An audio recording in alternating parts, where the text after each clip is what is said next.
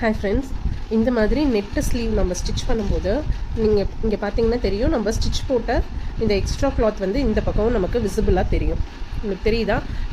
இது ஓவர்லாக் பண்ணதும் நமக்கு தெரியும். ஸோ இது தெரியாமல் இருக்கிறதுக்காக இதை எப்படி ஸ்டிச் பண்ணுறது அப்படின்னா, நீங்கள் வந்து நிறைய பேர் வந்து இதை இப்படி எடுத்து இந்த இடத்துல தையல் போட்டு வருவாங்க. அப்போ இந்த இடத்துல நமக்கு தையல் விசிபிளாக தெரியும்.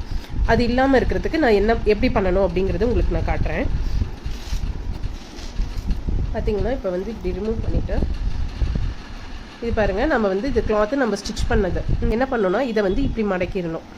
ஸோ நான் வந்து ஸ்டிச் பண்ணும்போதே எப்பயுமே நான் வந்து இதை வந்து மேலே ஃபேஸ் பண்ண மாதிரி தான் நம்ம ஸ்டிச் பண்ணுவோம்.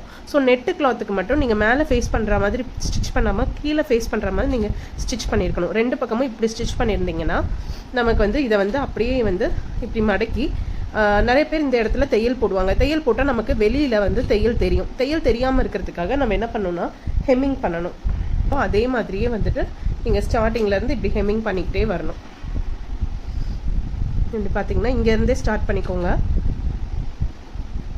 இந்த இடத்துல ஒரு 2 ஸ்டிச் போட்டுட்டு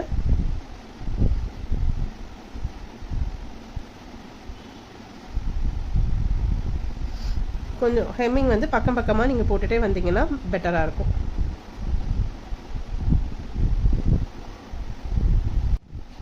இப்போ பார்த்தீங்கன்னா நான் வந்து இங்கே ஹெம்மிங் பண்ணிட்டு வந்திருக்கேன். உங்களுக்கு நார்மல் ஹெம்மிங் எப்படி பண்ணுறதுன்னு தெரியும்ல, அதே மாதிரி கிளாத்தை இப்படி எடுத்து வச்சுட்டு நீங்கள் இந்த ஹெம்மிங் வந்து இப்படியே பண்ணிகிட்டே வந்துடலாம். இப்படியே ஹெம்மிங் பண்ணிட்டு வந்தீங்கன்னா இந்த எக்ஸ்ட்ரா கிளாத் வந்து உங்களுக்கு இந்த சைடில் வந்துடும். உங்களுக்கு பாடி பார்ட்டோட அட்டாச் ஆகிடும். ஸ்லீவில் தனியாக உங்களுக்கு தெரியாது.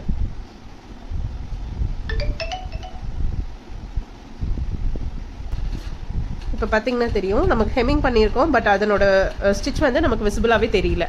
ஸோ இந்த எக்ஸ்ட்ரா கிளாத்தும் வந்து நமக்கு பாடி பார்ட்டோட போயிடுச்சு. ஸோ நான் இன்னொரு ஸ்லீவில் வந்து நான் இதை கம்ப்ளீட் பண்ணியிருக்கேன். அது எப்படி இருக்குன்னு பாருங்கள். இதை பார்த்தீங்கன்னா உங்களுக்கு தெரியும், பாருங்கள், பாடி பார்ட்டில் நமக்கு அட்டாச் பண்ணிட்டோம் ஹெம்மிங் ஃபுல்லாக. இதை கம்ப்ளீட்டாக ஹெம்மிங் பண்ணி நான் முடிச்சிருக்கேன். ஸ்லீவ் பார்த்தீங்கன்னா உங்களுக்கு வந்து அந்த டிஃப்ரென்ஸ் தெரியும். எக்ஸ்ட்ரா கிளாத் வந்து இந்த சைடு நமக்கு தெரியாது. ஸோ இந்த டிப் உங்களுக்கு பிடிச்சிருக்கும்னு நினைக்கிறேன். இது பிடிச்சிருந்தா நீங்களும் ட்ரை பண்ணி பாருங்கள். தேங்க்யூ.